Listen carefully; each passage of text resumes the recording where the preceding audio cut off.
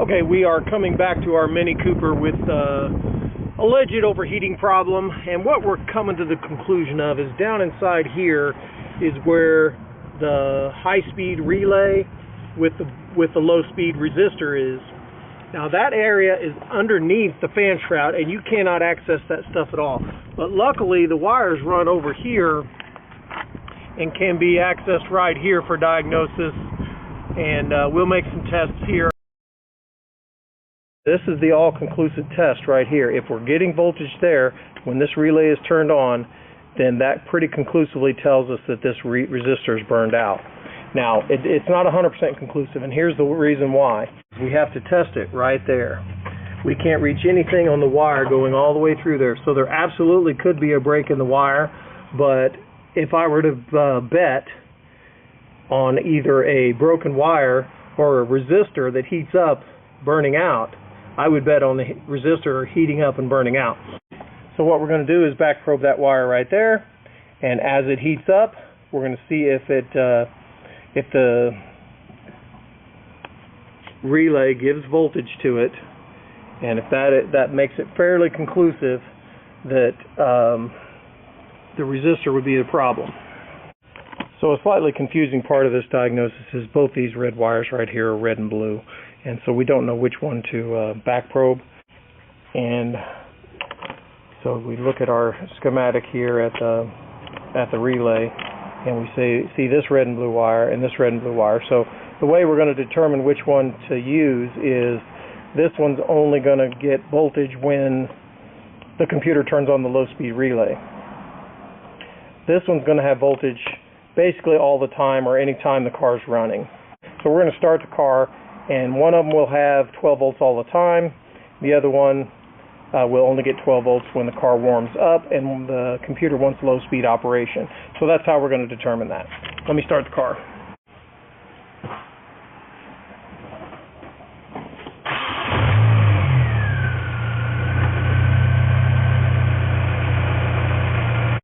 And I'm going to back probe one of them, and that has 14 volts. Back probe the other one, and it has nothing. So I'm going to assume that this one right here is not the one we're after because it's powered all the time, and we're going to back probe this one right here. But we're at 183 degrees, and we're definitely not active here.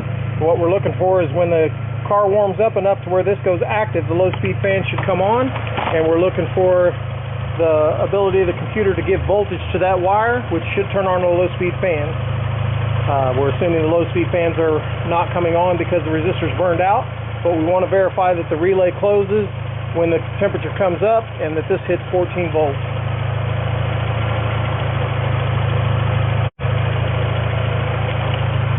I think we'll watch this until it shows active, and once it shows active, we'll look over at the meter. Of course, as I was road testing this vehicle, this is where I started getting concerned because I was expecting it to run at 180 or maybe 190. Of course, the thermostat is 195. So as this gets hotter and hotter, you get really kind of concerned.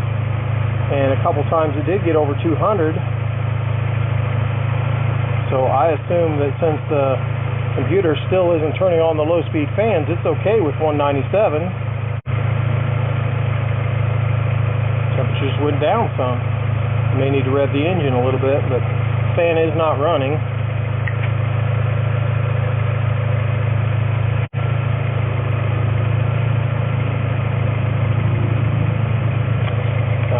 Still going down, so it just went back up a little bit, but the fan definitely is not running.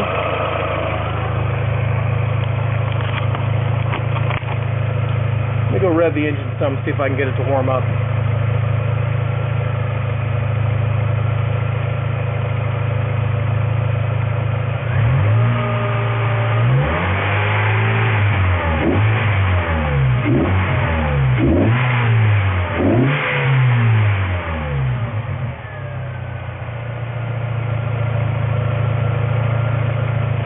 Don't know how productive that is because that just races the water pump faster.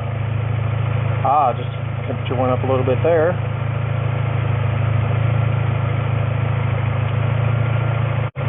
Still no low-speed fan activation. The computer hasn't commanded the low-speed fan active, so the computer must be okay with 202 degrees.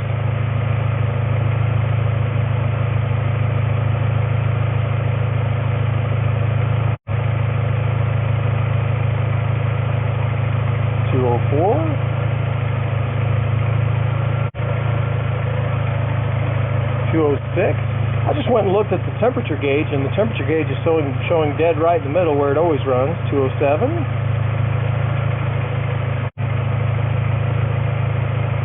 Now that right there is a full 15 degrees hotter than the thermostat is designed for, and the low-speed fan still hasn't went active.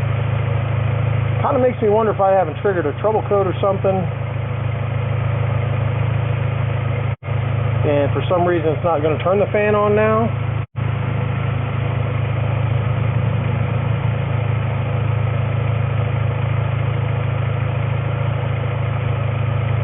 Kind of stupid. Well, let's go look and see if there's trouble codes.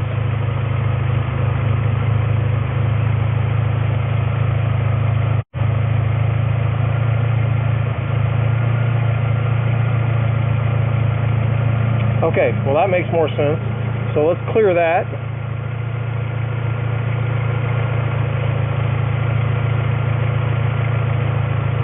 And must want the engine off to clear codes.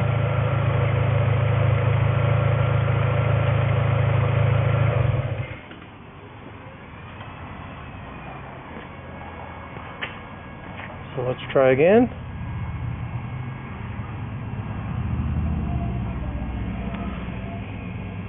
Okay, and so if we start it back up with live data, hopefully we'll see the computer command those low-speed fans on.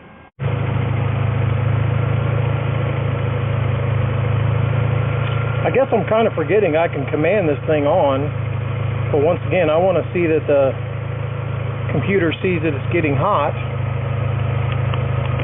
See, it's plenty hot, but yet it's still not commanding active.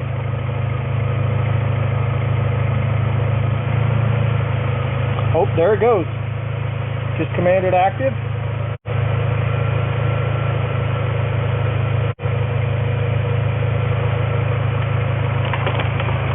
And as we come over here, we see the computer is giving 14 volts to our red and blue wire right there.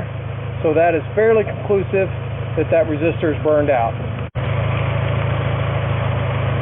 I guess I need to point out at the same time, of course, that with the 14 volts there, the fan is not running. Now I did want to show you that I put a fan on this to cool this thing back down, but I'm going to turn this off so you can hear me better. I only presented the information that I feel like conclusively diagnosed the problem.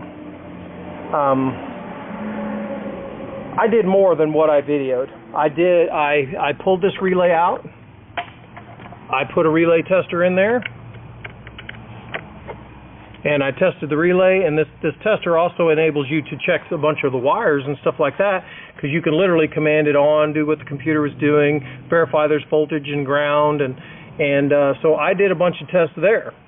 Now so that's testing the low-speed relay, but I also did tests on this relay here, which is right in there, but I had to do it here. These two are the control wires right there, and just like with that relay device, I could jumper those control wires and see that I had power, and I could jump a ground to it, and that would indicate that the relay is able to control voltage and able to turn on the fan. But that, of course, is the high speed, not the problem. But my point is that I did a lot of tests here that I feel like were not relevant, because at that point I didn't quite understand the system and didn't know everything that I know now. But now I can conclusively say, if this fan runs, that means all this works, and if the fan runs on high speed, that means all this works. And so the only test to really do at that point is, if voltage is there when this relay comes on, then that means this resistor is not passing the voltage through it.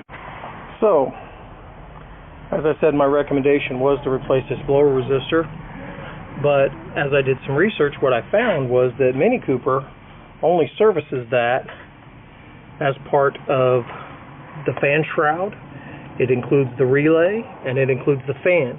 So that becomes a very expensive part. You're replacing the relay, which I already have tested and is good, they have to replace the fan, which I've already tested and we know is good. The fan shroud isn't broken or it has any problems on this car. So I ended up doing some research, and what I found is that there is an aftermarket part available to fix this problem, and here it is right here. It's an aftermarket blower resistor, and you have to pull it apart and solder it in, but it looks like that's going to... Loud pipes save lives.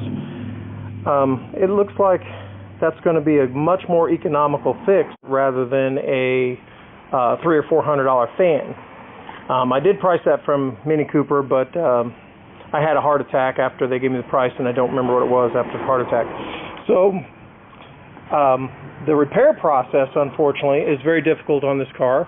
What I'm seeing is we're going to have to pull the bumper apart and pull the core support off. That goes rather quick on these cars, but it is kind of a process. We'll pull the front end off this car, and I will update you after we get the fan shroud out, and we'll do a repair on this and show you some more after we do that. Oh, in case you can't find this, I'm going to put this up on my website for sale, www.kansascitytdi.com. Okay, we've done some disassembly on the Mini Cooper in order to get access to the fan shroud, and this is kind of a big job, but it ain't that big of a job. The worst problem we had is some of the hardware wouldn't spin, but we have pulled the fan out, and I want to reinforce that you have to make your own decision on whether you're going to put this fix in here or not. The fan is good. We know the fan is good, and we know this relay is good, and there's nothing wrong with our fan shroud. If we want to buy this thing from Mini Cooper, we have to buy the relay, the fan shroud, and the fan. So I really don't appreciate buying parts or selling parts to my customer that ain't bad, and I think a customer usually would appreciate me offering a fix of a small part rather than a big expensive part. But if the fan fails later, he might not feel the same way. If the relay fails later, he might not feel the same way. So let's get this fix installed. You can see there is some damage to the resistor. Absolutely. That's a confirmation that this is our problem. Compare all parts. That's Richard's R&R rule number OU812. And as you can see, our resistor here has a red wire here, and the second side over here has a red wire and a gray wire, whereas our original one only has 2 wires. So I think this gray wire, maybe it's for a 3rd-speed fan. You know, we discussed the 3rd-speed fan with regards to our data coming out of the scan tool, and this car doesn't seem to have that. But all we need to do is solder this wire to our red wire there, and this red wire to our red wire there, and I think we'll be good to go. I'm just going to snip this gray wire completely off. Okay, I've soldered in the new resistor, and hopefully this will work out nice. And here it is with it mostly assembled. This piece kind of popped off, but it just sits on here, and then this goes in here.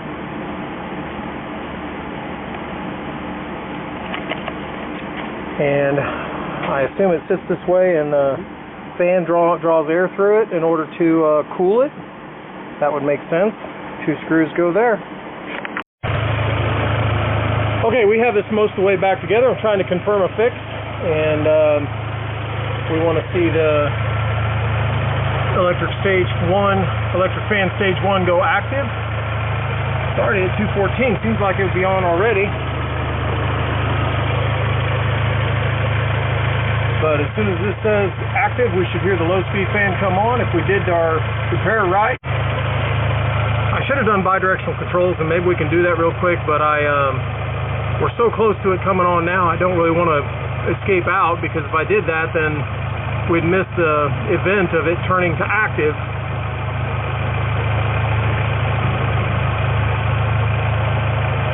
We have to worry that there's a trouble code in there, and I think, it just went to active,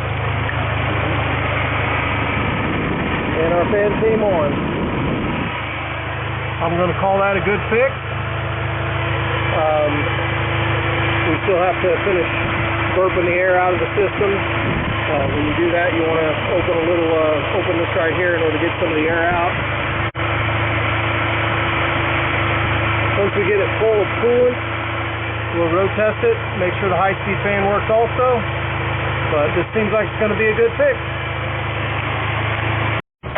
I figure real quick here we will take a look at our bidirectional controls, see if we can turn the fans on with them.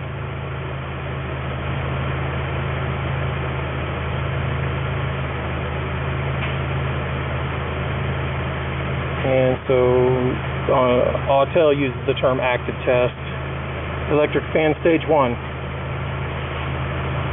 And activate. ECU error rejected. See if we have a trouble code.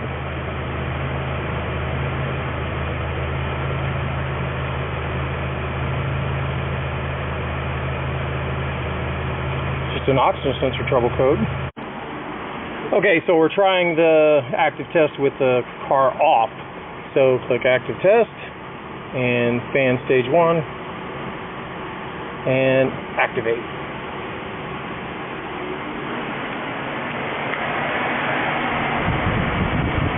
And it is running and just shut off. And we'll escape and go to the electric fan stage 2. We probably could have used this to diagnose it also. And I can definitely hear a difference if we're running on high speed now. Okay, we just returned from the road test on this Mini and everything worked good. Temperature's under control. We do have no AC on this car. We're going to need to look into that later. But if you learned anything from the diagnosis on this video, or you enjoyed this video, be sure and click the like button. And if you want to buy the part that we use to fix this car, find it on my website at www.kansascitytdi.com in the Mini Cooper shopping area. And if you want to donate to the continued production of these videos, find the donate icon on my website as well. And if you want to watch some more of my videos, there'll be one up here and there'll be one right here. And don't forget to subscribe right there. Thanks for watching.